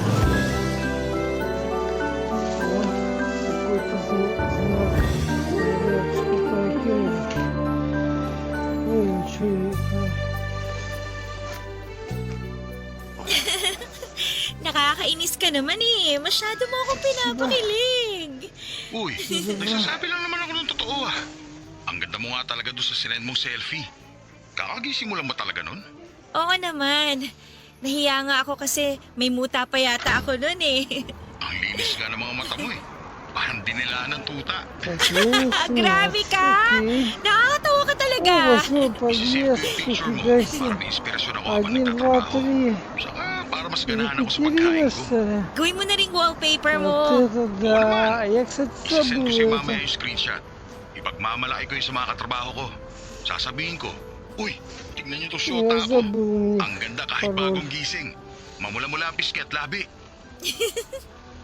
Natural yung pisngi at labi ko ha. Walang filter yan. Naniniwala naman ako sa'yo, mahal. Mahal? Yun ba ang tawagan natin? Oo naman. Ayaw mo ba? Gusto ko nga eh. Teka, baka naman may tinawag ka ng mahal sa mga ex mo ha? Naku, wala. Pangalan lang ang tawag ko sa kanila. Ikaw lang ang namumukod tangi sa lahat. Kakaiba ka kasi. O sige, yan na lang ang tawagan natin. I love you, mahal. I love you rin, mahal. Nakakakilig ka naman. Pag nagkita na tayo, promise ko sa'yo na pakikiligin kita araw-araw. True ba yan? Oo naman. Hindi naman ako manloloko. Hindi rin ako sinungaling. Baka naman paasa ka lang ha? Uy, huwag mo ko igaya sa mga ex mong pinaasa ka lang. Talaga lang ha? Kapag nagkita na tayo, bibilang kita ng bulaklak. Tapos ipapasyal kita lagi sa mall. Kakain tayo lagi sa food court. Tapos bibilang kita ng maraming tsokolate. Gusto ko yan! Uy, pati teddy bear ha? Yung pink o kaya pwede ring red. Kahit kasi laki mo pa yung teddy bear. Basta masahod ko eh. Grabe na-excite na ako makita ka tuloy. Gusto na kitang yakapin tapos lambingin lagi. Dapat kiss mo rin ako ha. Oo naman, maraming mauumay ka. Ako mauumay? Kahit siyang labi mo lang ang ulamin ko, busog na ako eh. Nakakagigil yung kapal ng labi mo. Parang pang-artista. Parang model ng lipstick. Binubola mo na naman ako eh. Hindi nga. Grabe kanina ko pa tinitignan yung picture mo. Gusto ko lang ang kagatin ng labi mo. Wag! Dudugo! Dahan-dahan lang naman. Teka nga, baka kung saan mapunta yung usapan. Eh ano naman ngayon? Magkarelasyon naman tayo eh. Kahit mapunta pa sa, alam mo na. Huwag kang ganyan. Nakakaramdam tuloy ako ng init. Ako rin eh. Magkita na kaya tayo sa Sabado. Hindi na ako makapaghintay eh. Sure ka? Kasi gusto ko na rin eh. Oo, para makagat ko na ang labi mo. At alam mo na. Sige. Tatakas ako para magkagata na tayo.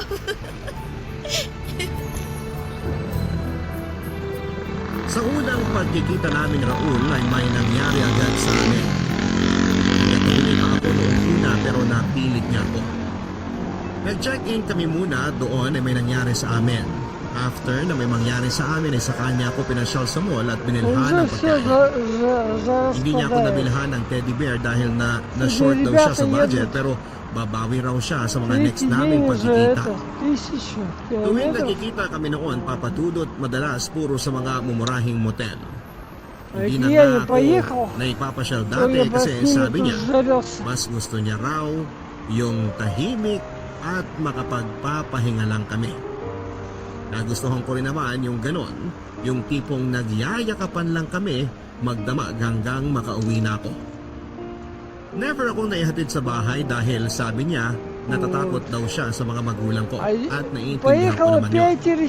Hanggang sa kabilang kanto niya lang ako madalas na inihatid doon. Nakontento ko sa ganong setup at hindi naman kasi ako nagmamadali. Halos isang taon na rin kami magkarelasyon at aaminin kong medyo nanawa na ako noon na puro lang kami motel dati. Pinasimplihan ko siya kung pwedeng doon naman kami sa bahay niya. Kung ayaw niya sa bahay namin. Ang dami niyang sinabi noon sa akin na alibay.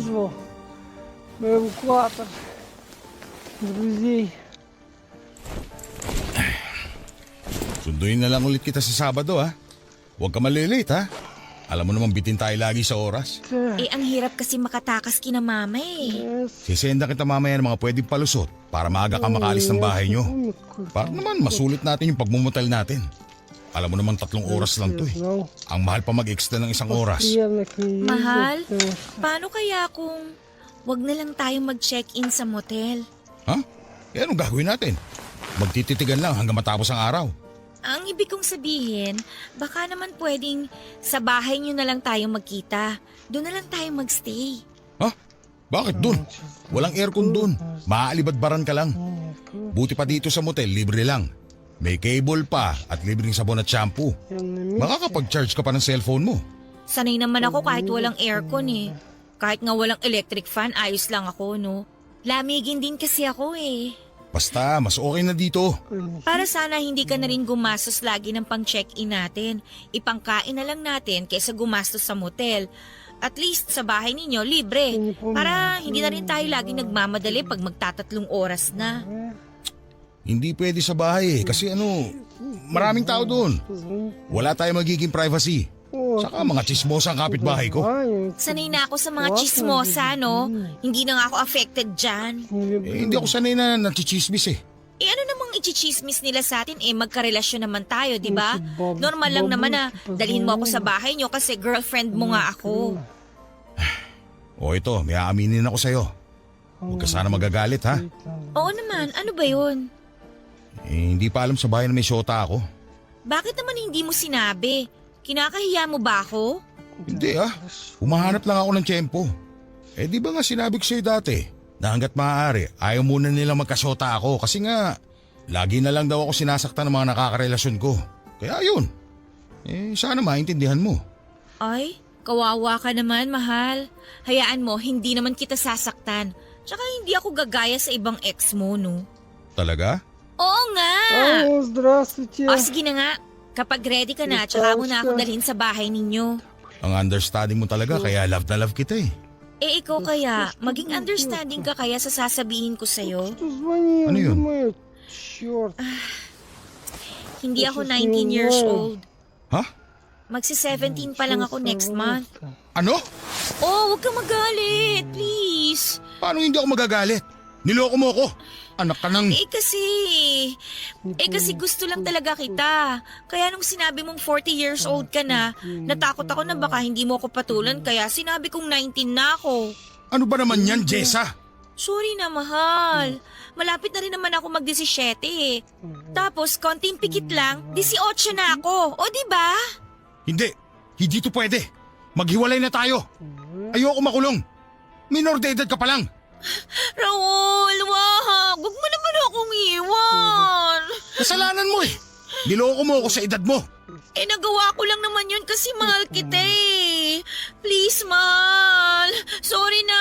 Huwag kang alis. Please. Alam mo ba itong ginawa mo, ha? Alam mo bang pwede umakulong sa ginawa mo? Makasarili ka. Paano naman ako? Tapos na to. Tapos na tayo. Raul, wag! Please, wag! Raul, mamamatay ako kapag iniwan mo ako!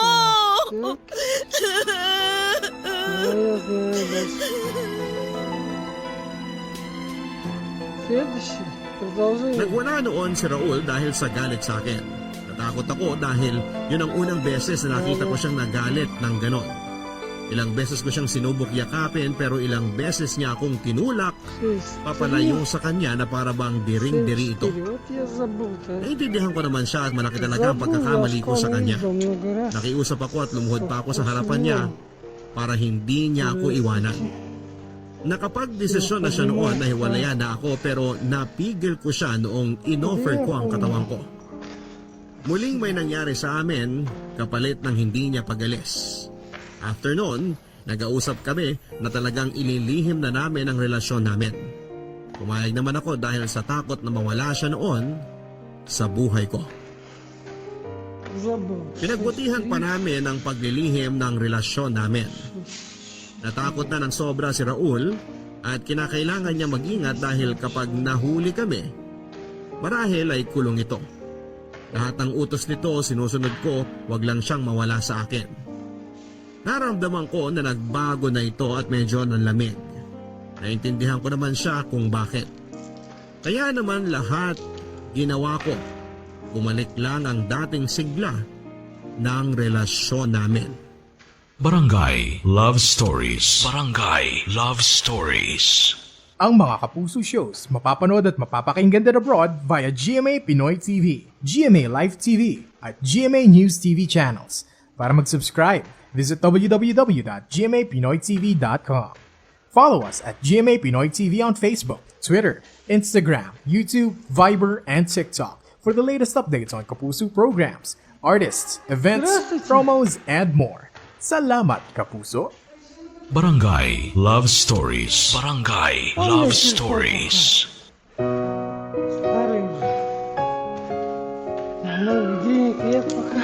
Naramdaman ko nga ang pagbabago ni Raul mula noong sinabi ko ang totoong edad ko sa kanya. Nasaktan ako sa panlalamig nito pero kinaya ko dahil nga kasalanan ko naman. Naging bihira na rin ang pagkikita namin at madalas na hindi na nga natatapos ang 3 oras namin sa motel. Hindi na mahigpit ang mga yakap niya noon. Pati ang mga halik ay mababaw na rin. Hindi na ito masyadong nagchat-chat sa akin noon at saka lang magpaparamdam kapag gusto niyang magsiping kaming dalawa. Tiniis ko ang lahat ng yon sa takot na iwanan niya ako. Naging clingy ako dahil sa panlalamig nito, Papa Dudut. Pero mas lalo nga itong nairita sa akin dahil sa ginagawa ko sa kanya. Na-inlove na ako sa kanya ng todo, yun ang unang beses na talagang na-inlove ako ng totoo. Hindi ko na-handle ng maayos yung nararamdaman ko kaya ang labas ay nasakal siya sa sobrang pagmamahal ko. Dahil doon ay mas lalo tuloy na bawasan ang mga pagkikita at pakikipag-usap nito sa akin. In-unfriend na nga rin niya ako sa Facebook at sinabi niyang mag-text na lang daw kami dahil delikado sa Facebook. Sinunod ko naman yon, lahat ng gusto niya, sinunod ko. Baka sa susunod na buwan na tayo magkita, ha? Bakit? Busy sa trabaho. Basta lagi mo akong i-update ha. Ite-text na lang kita kapag magkikita na tayo. So habang wala ka, hindi tayo magkakausap kahit sa text lang? Oo, para safe. Mamaya pakialaman pa na magulang mo yung cellphone mo. Mabisto pa tayo. Mahirap na. Okay. Oh, nagtatampo ka? Hindi. Alam ko na yung ganyan mo eh. Kasi naman napapansin ko sa'yo tsaka ka lang magte-text sa akin kapag gusto mong mag-ano tayo. Tapos halos 1 oras lang tayo dito sa motel. Wala na yung dating yakap, yung halik, nood ng TV. Lagi ka nagmamadaling umalis. Alam mo naman yung sitwasyon natin, di ba? Oo, alam ko. Pero sana naman huwag ka man lamig sa akin. Huwag mong iparamdam na sex lang ang habol mo. Uy, hindi totoo yan. Mahal pa rin naman kita. Gusto ko lang talaga mag-ingat. Okay. Tara na nga, baka mahuli pa tayo. Nakakahiya naman sa'yo. Teka nga, huwag ka na magtampo. Ha? Sorry na. Babawi ako sa next. Lagi ka namang ganyan eh. Napaka-arte mo, alam mo ba yun? Ang hirap mong suyuin. Napakaisip bata mo. Sa bagay, bata ka pa talaga. Minsan ka na nga lang manuyo. Ganyan ka pa? Ayoko na. Bahala ka sa buhay mo. Nakakasawa ka na. Maghiwalay na tayo. Wag! Sorry na. Sige, okay na ako. Okay na. Ayoko na talaga, Jessa. Nakakapikon ka na eh. Mabuti pa talaga, una pa lang tinapos ko na to. Sana pala hindi na ako nagpatukso ulit sa'yo. Hindi, wag! Wag mo naman akong iwan, please. Mahal na mahal kita. Okay na kahit hindi na muna tayo magkita. Kahit hindi mo ako i-text. Kahit na, sex lang ang habol mo. Sige. Ipamukha mo pati sumbat sa akin na sex lang ang habol ko sa'yo. Sige pa, iiwan na talaga kita. Raul, huwag ka namang ganyan. Huli na to. Ayoko na talaga. Buntis ako. Sobrang desperado mo na talaga, no? Para gamitin niya ang pagbubuntis. Pinagpipis kita, huwag kang tanga. Hindi ko ginamit yon. Lahat tinapon ko. Anong katangahan ang pumasok sa utak mo? Bakit ka nagpabuntis sa akin? Kasi nga, mahal kita. Dahil sa ginawa mo, mas lalo ako nawalan ng gana sa'yo. Dinagdagan mo na naman ang kasalanan mo sa akin. Bahala ka na sa buhay mo. Ito na ang huling pagkikita natin. Yung dinadala mo, problema mo na yan. Labas na ako dyan. Ikaw ang problema dito dahil marami akong ebidensya na ikaw ang nakabuntis sa akin. Akala mo takot ako? Wala kang hawak sa akin, Jessa. Lahat ng usapan natin sa Facebook hanggang sa mga pictures mo at pictures natin na nakahubad, nakatago sa akin sa bahay. Gagamitin ko yung laban sa'yo kung hindi mo ako paninindigan. Anong ginawa mo, Jessa? Babaliw ka na. Gusto mo talaga sirain ang buhay ko? Hindi naman masisira ang siya, buhay mo siya. kung itutuloy natin to eh. Siya mong Itanan hirap. mo ako, malayo sa pamilya ko. Walang makakaalam kung sino ako pag nasa inyo na ako. Hindi nila malalaman yung edad ko. Sige na, magsama na tayo. Jessa! Ano ba itong pinasok mo? Raul, huwag mong gawin yan. Huwag iuntog yung ulo mo sa dingding. Yun lang naman kasi ang paraan para hindi ka makulong eh. At para maging masaya na tayong dalawa. Magiging pamilya na tayo.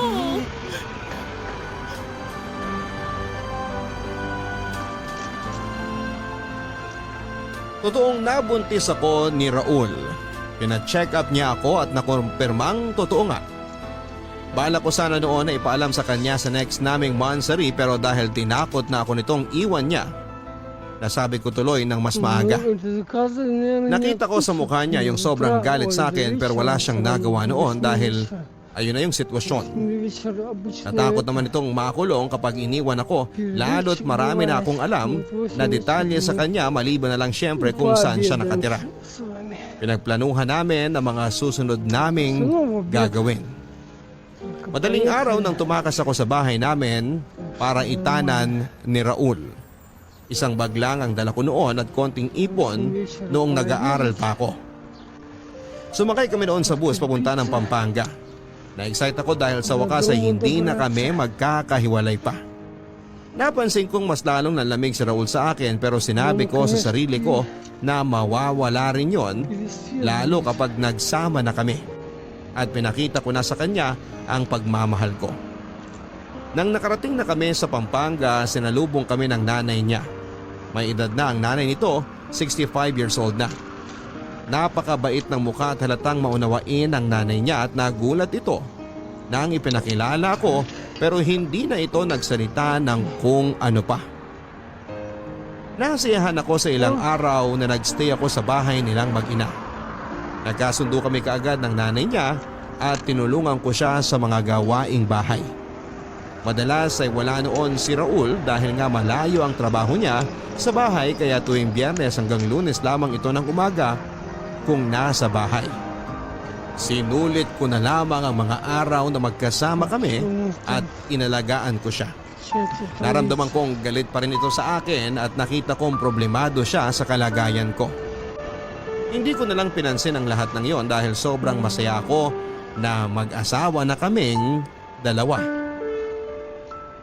Jessa, Сильно тяжелая? Jessa, Ну, bumangon ka muna dyan. для кого как, для меня не Umaga na ba? Sandali, ihahanda ko yung pagkain mo. Alauna pa lang na madaling araw. Oh, bakit mo ako ginigising? Halika sa labas. Ipapakilala ako sa'yo. Sino ba yun? Так целый день можно кататься, в принципе. Siya na ba yon? Ito na nga siya. Кому как. Bata pa nga talaga. Jessica mo ang pangalan? Oo. Ilang taon ka na? 17 po. Ilang buwan na yung pinagbubuntis mo? Magtatatlong buwan na po. Parang aliit masyado ng tiyan mo. Sigurado ka bang buntis to, Raul? Oo nga. Andyan lahat yung records niya nung nagpa-check up. Kasama pa ako. Hey, may dagdag na namang papakainin dito sa bahay. Hindi naman masyado matakaw yan. Parang ibon lang kung kumain. Pag lumaki pa yung tiyan niya, siguradong dodoble ang pagkain yan. Mas lalo kapag nagpapadede na yan. Kailangan marami ang kainin. Paano mo alam yan hindi ka pa naman nanay? Ayaw mo nga maging nanay eh. Wala kang pakialam sa matris ko. Tumutulong naman ba yan dito sa bahay? Oo naman. Hindi ba, Jessa? Opo. Masipag po ako. Lagi ko pong tinutulungan si nanay kapag naglalaba. Di lang dapat paglalaba, pati paglilinis ng lahat-lahat dito sa bahay. Ayoko nang madumi. Opo, kasama na rin po yun. Eh paano yan, Raul? Kapag lumaki na ang tiyan yan, mahihirapan na yung magtrabaho dito sa bahay. Baka dagdag pasanin pa yan kay nanay, ha? Alam mo namang nirarayuman na yung matanda. Hindi yan. Maganda ng galaw ng galaw itong si Jessa para hindi siya mahirapan mga anak. Exercise na lang niya yung paglilinis dito. Opo, yun nga rin pong sinabi ni nanay sa akin para mapadali daw po ang panganganak ko. Baka naman maselan ka magbuntis, ha? Ayoko nang ganon. Nakita mo naman tong bahay namin, maliit lang. Wala kaming maiaabot sa'yo na luho mo. Lalo na yung pinaglilihian mo. Magtimpi ka sa mga pinaglilihian mo, ha? Hindi pa naman po ako naglilihi. Kapag naglihi ka na, ang sabi ko. Opo, wala naman po kayong problema sa akin doon. Ate Myra na lang ang itawag mo sa akin. O siya, matulog na tayong lahat at maaga pa ako mamaya. Jessa, Ano yan, mahal? doon ka kay nanay tumabi ngayon hanggang sa mga susunod na gabi. Ha? Bakit? Tabi kami ni Myra. Ha? Di pala namin nabanggit. Asawa ko ni Raul. Туда и вкусвилки ездил. Nanlamig ako nang narinig ko na sinabi ni Ate Myra na siya ang asawa ni Raul. Приятная женщина. Hindi ako makapaniwala noon. Humingi pa ako ng paliwanag noon kay Raul pero sinabi niya na saka na lang niya sasabihin ang lahat. Wala akong nagawa noon kundi ang matulog sa tabi ni nanay. Hindi na nagulat si nanay nang tumabi ako sa kanya. Tila alam na niya na alam ko na ang lahat. Sinabi nito sa akin na siya na lang ang magkukwento ng lahat pagkagising namin. Hindi ako nakatulog noon dahil sa mga nalaman ko. Hindi pa natutulog sina Myra at Raul noon. Pinakinggan ko ang usapan nila at narinig kong nagtatalo sila tungkol sa kalagayan ko. Narinig ko rin ang mga plano nila para sa akin. Ilang ulit sinabi ni Raul na malaking tulong ako sa bahay dahil malinis ako at masikaso. Natuwa ang puso ko noon. Maya-maya pa ay narinig ko na silang naghahalikan hanggang sa narinig ko na lamang ang ingay sa kanilang kama. Naiyak na lamang ako noon, Papa Dudu. Naramdaman ni nanay na umiiyak ako kaya naman hinaplos nito ang aking likuran hanggang sa makatulog na ako. Электрический. Nalaman ko kinabukasan kay nanay na matagal na palang mag-asawa sina Raul at Myra. 15 years old pa lamang daw sila noong nagtanang dalawa at tumira doon sa bahay ni nanay. Di sila nagkaroon ng anak dahil ayaw ni Myra. Tulad ni Raul, sa malayo rin ang trabaho ni Myra kaya tuwing Biyernes ng gabi hanggang Linggo ng hapon ito kung umuwi. Hindi pa rin ako makapaniwala na iisang bubong na lang kami noon. Mas lalong nahirapan akong paniwalain ang sarili kong napapayag ng ganon-ganon na lamang si Myra. Napatirahin sa bahay nila ang isang kabit na katulad ko. Naisip kong may iba silang plano sa akin at nagkatotoo nga ang iniisip kong yon. Naging katulong ako sa bahay ni Raul. Naging utusan lagi ni Myra tuwing andun siya sa bahay.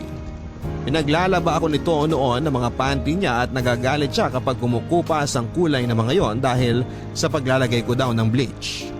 Kahit kasi yung panty niya na may tagos ng dalaw niya, ako ang naglalaba noon at masyadong kapit ang dugo kaya naman kinakailangan ko yung i-bleach. Ganon din si Raul, Papa Dudut.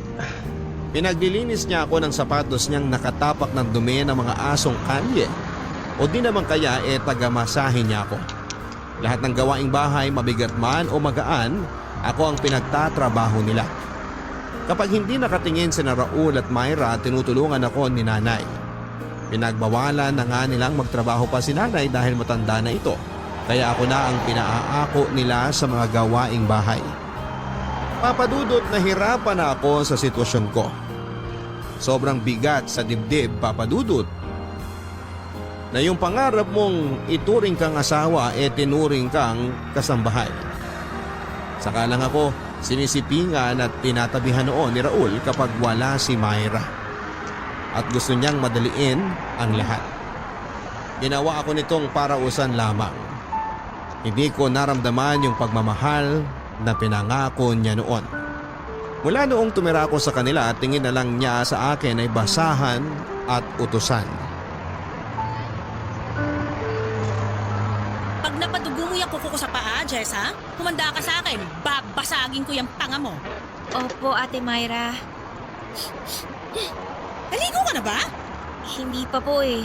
Pagkatapos ko na lang pong linisan tong kuko ninyo. Ang baho mo! Sobrang asim ng amoy mo.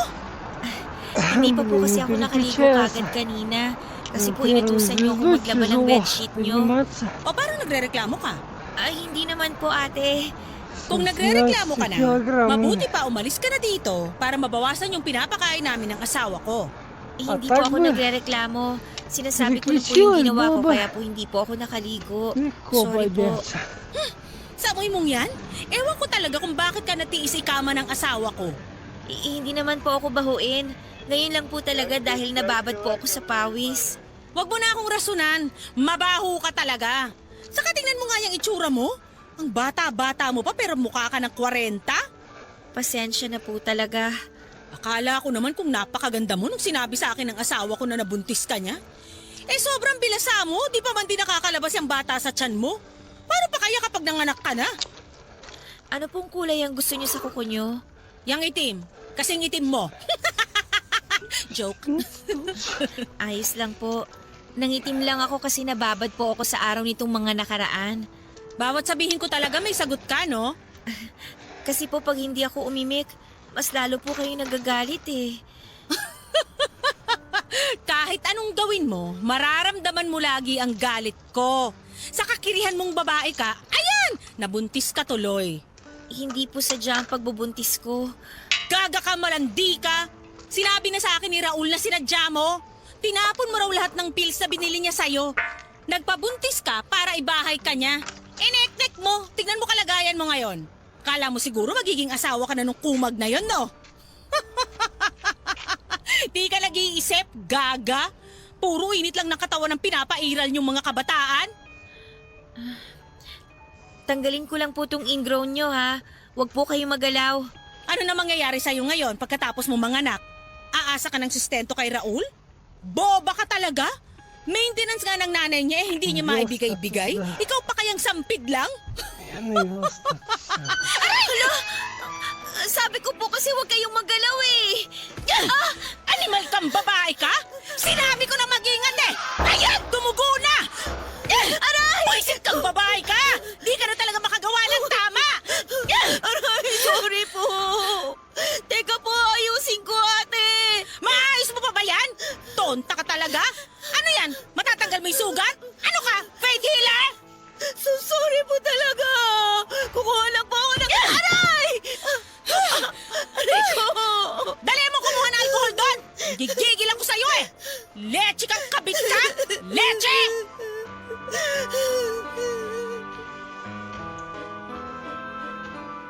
Nakaramdam ako ng paninigas ng tiyan ng ilang beses akong sinipa ni Myra.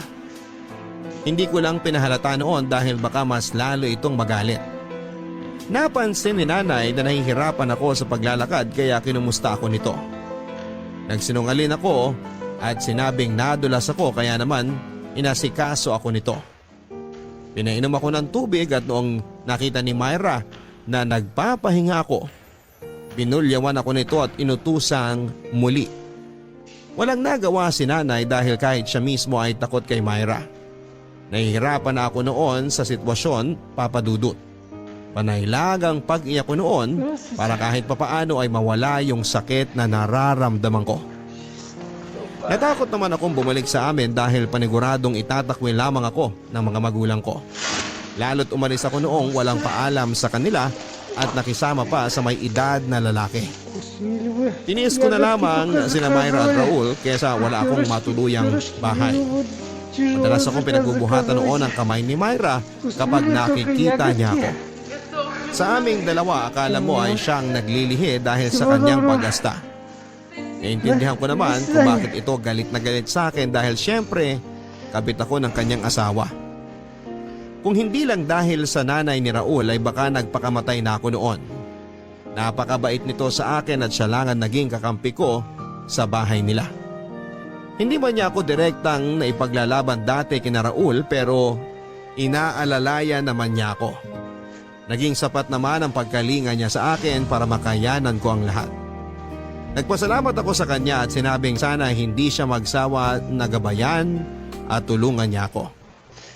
Kahit si nanay noon, wala namang magawa sa trato ng anak niya sa akin kaya sinabi niya na ipagdadasal na lang niya na makayanan ko ang lahat lalo na ang magiging anak ko. Jessa, alam ko gising ka pa. Alam kong umiiyak ka. Hindi po, Nay. Harapin mo nga akong bata ka. Ayos lang po ako, Nay. Nasamid lang po ako. Ayoko ng sinungaling, alam mo yan. May masakit ba sa'yo? Wala po. Ang tiyan mo. Baka naman may problema na naman sa tiyan mo at hindi mo na naman sinasabi sa akin. Wala po. Nasamid lang po talaga ako. Ang sinasamid, inuubo, hindi humihikbe. Magsabi ka sa akin ng totoo. Ay, sige lang. Iiyak mo lang habang wala yung mag-asawa. Makakagaan yan sa dibdib mo. Nahihirapan na po ako, Nanay. Alam ko. Hindi ko na po alam ang gagawin ko. Hindi ko na po alam kung saan ako lulugar. Kasi bawat sulok dito sa bahay, alam kong mali ako. Bakit naman kasi? Ay, kaya mo pa ba? Hindi ko po alam. May pera akong konti dyan. Pwede kitang ihatid sa terminal para makauwi ka na. Ayoko po, Nay. Eh kesa naman nandito ka at pinapahirapan ng mag-asawang yun. Alam mo namang wala akong magawa at tulad mo ipalamunin din ako dito. Hindi kita makampihan. Hindi ko sila masaway dahil tsak gulo na naman kung sakali. Naiintindihan ko naman po yung kalagayan nyo. Nay, hindi po kasi ako talaga pwedeng umuwi sa amin kasi pag nalaman nila yung totoo, baka hindi rin po nila ako tanggapin eh. Wala naman po ako matatakbuhang ibang tao. Paano ba to? Kung ako lang ang masusunod, ayaw kitang nandito dahil alam kong papahirapan ka lang dito. Yun lang eh, andito ka na. Ayaw mo namang umalis. Eh anong gusto mo mangyari? Magtitiis pa po ako. Baka kasi mag-iba yung trato nila sa akin pag tumagal. Baka mahalin din po nila at tanggapin nila ako. Mahalin at tanggapin? Malabo yan. Alam mo namang merong Myra. Mag-asawa sila ni Raul. Alam mo namang kung anong posisyon mo dito sa bahay? Baka kasi po, mahalin ako ulit ni Raul tulad po ng dati. Madadagdagan na naman tong sakit na nararamdaman mo sa sasabihin ko, Jessa, anak. Anak ko si Raul at ramdam ko siya. Alam kong ginamit ka lang niya para sa pangangailangan ng katawan niya, pero hindi ka niya mahal. Mahal po niya ako. Naramdaman ko naman po yun dati nung magkasama kami.